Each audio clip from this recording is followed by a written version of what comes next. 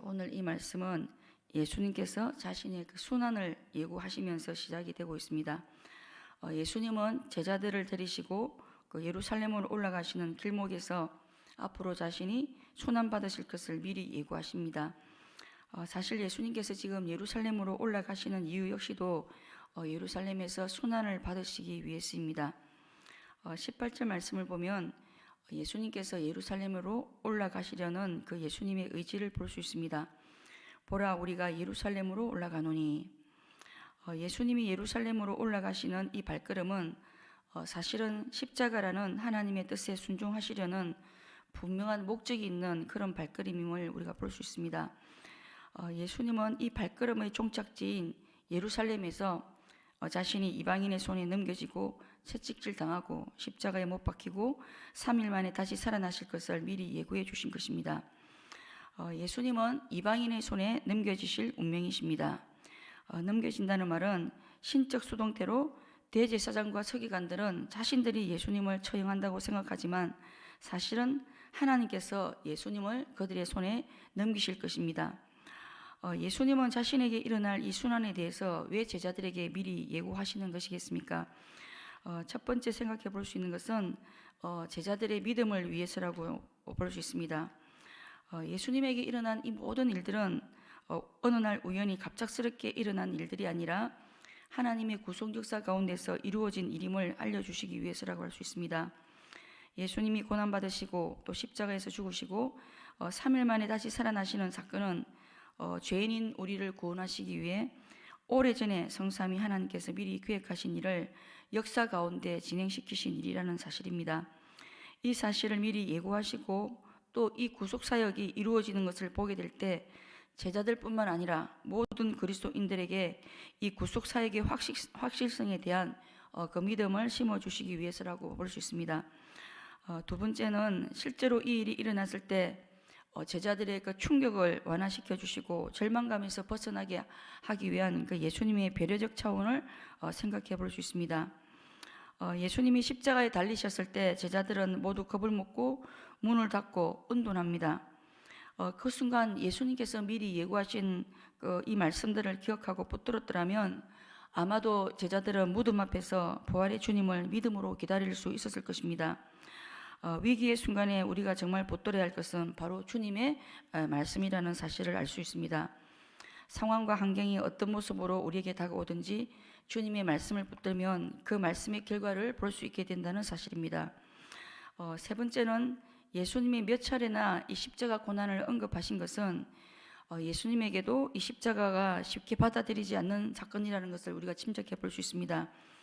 겟세마네 동산에서 땀방울이 핏방울이 되도록 기도하신 것을 보면 십자가를 앞두신 예수님의 그 마음의 힘드심을 우리가 짐작할 수 있습니다. 그렇기 때문에 우리는 예수님이 우리를 위해 우리 구원을 위해 당하신 그 고난과 그 아픔을 깊이 묵상할 수 있어야겠습니다. 그리고 우리에게 주어진 이 구원을 너무나 당연한 것으로 여겨서는 안 되겠습니다. 예수님이 자신의 순환을 예고하시는 이 시점에 또 어떤 사건이 삽입이 되고 있습니까?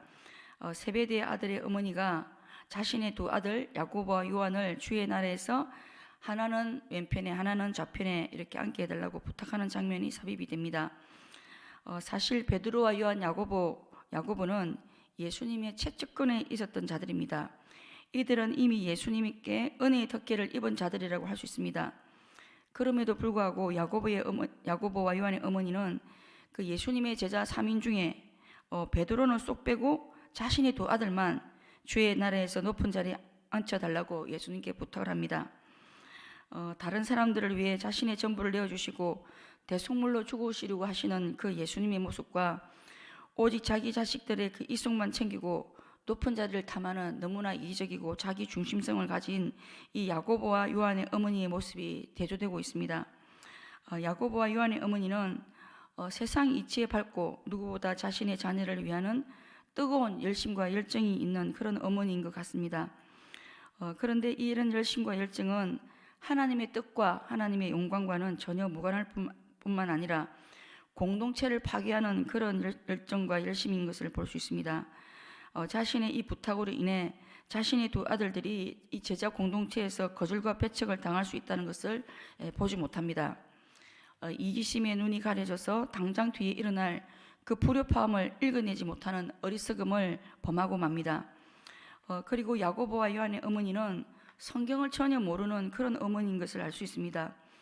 성경을 제대로 알았다면 자신의 자녀들을 위해 높은 자리를 탐하는 모습이 아니라 모세처럼 여호수아처럼 하나님께 쓰임받는 자녀가 되게 해달라고 부탁을 했을 것입니다. 오늘 우리의 열심과 열정은 누구를 위한 것입니까? 나를 위한 것, 또 우리 가족의 이 속을 챙기는 그런 것들은 아닙니까? 주님의 나라와 의를 위한 그런 열정입니까? 그리고 오늘 우리 자녀들을 위한 우리의 열심과 열정은 정말 주님이 보실 때 합당한 모습인지 우리가 점검해 볼 수 있어야겠습니다. 야고보와 요한의 어머니의 잘못된 부탁으로 인해 예수님의 제자들은 분노의 감정을 일으키게 됩니다. 제자 공동체가 아픔을 겪게 된 것입니다. 극성맞은 어머니 때문에 야고보와 요한이 오히려 공동체에서 거절을 당하고 배척을 당할 수 있습니다. 그러나 바로 그때 예수님은 하나님 나라에서 큰 자가 누구인지를 말씀해 주십니다. 예수님은 하나님 나라에서 큰 자는 어떤 사람이라고 말씀하십니까? 26절 말씀, 너희 중에 누구든지 크고자 하는 자는 너희를 섬기는 자가 되고 너희 중에 누구든지 어떠함이 되고자 하는 자는 너희 종이 되어야 하리라. 세상 나라에서 큰 자는 권세를 가지고 권세를 부리는 자지만 하나님 나라에서 큰 자는 섬기는 자이고 종처럼 낮아져서 섬기는 자가 바로 어떠함이라고 말씀합니다. 역으로 말하면 하나님 나라에서 가장 작은 자는 섬김을 받는 자이고 어떠함이 되고자 하는 자라는 말씀입니다. 뿐만 아니라 창조주시며 가장 크신 만왕의 왕이신 하나님이신 예수님 자신이 이 땅에 오신 목적도 섬김을 받으려 함이 아니라 도리어 섬기려 하고 자기 목숨을 많은 사람들의 대속물로 주기 위해서라고 말씀합니다. 이 땅에서 가장 큰 섬김을 받으셔야 할 분이 바로 예수님이신데도 예수님은 자신의 모든 권위, 신적인 권위뿐만 아니라 인간적인 권위와 또 섬김을 받아야 할 자리까지도 스스로 다 내어놓으시고 종의 자리에서 종의 모습으로 우리를 섬겨주시고 심지어 자신의 목숨까지 대속물로 내어주신 분이십니다. 오늘 이 말씀 앞에서 하나님 나라에서 우리의 위치를 또 점검해 볼 수 있어야겠습니다. 저와 여러분은 하나님 나라에서 큰 자입니까? 어떤입니까? 아니면 하나님 나라에서 가장 작은 자입니까? 하나님의 나라는 섬김을 통해 높아지는 나라라는 역사를 우리가 잊지 말아야겠습니다. 마지막 장면에서 예수님은 십자가가 기다리고 있는 예루살렘을 향해 멈춤 없이 계속해서 나아가시는 그 도중에 여리고에 왔을 때 두 맹인의 눈을 뜨게 해주셨습니다. 지금까지 예수님은 수많은 사람들의 병을 고쳐주셨습니다. 하지만 십자가라고 하는 큰 대의 앞에서 두 소경의 눈을 고치는 사건은 정말 별것 아닌 그런 사건으로 우리가 얼마든지 치부할 수 있습니다. 무리들이 잠잠하라고 꾸짖는 틈을 타서 얼마든지 모른 체하고 지나갈 수도 있었을 것입니다. 그러나 예수님은 십자가라고 하는 큰 목표와 대의 앞에서도 연약한 자들의 그 부르짖음을 외면하지 않으시고 그들의 부르짖음을 들으시고 그들의 눈을 뜨게 해주시는 모습을 볼 수 있습니다. 우리는 어떻습니까? 큰 목표와 대의 앞에서 마땅히 섬겨야 할 자들, 또 섬겨야 할 부분을 놓치고 있지는 않습니까? 큰 대의를 명분으로 삼아 작은 자들을 섬기는 그런 섬김을 놓치지 않아야겠습니다. 말씀을 맺겠습니다. 어떤 상황과 환경 속에서도 주님의 말씀에 먼저 귀를 기울이고 말씀을 붙들 수 있어야겠습니다. 주님 닮은 섬김의 삶을 통해 우리가 하나님 나라에서 큰 자가 될 수 있어야겠습니다.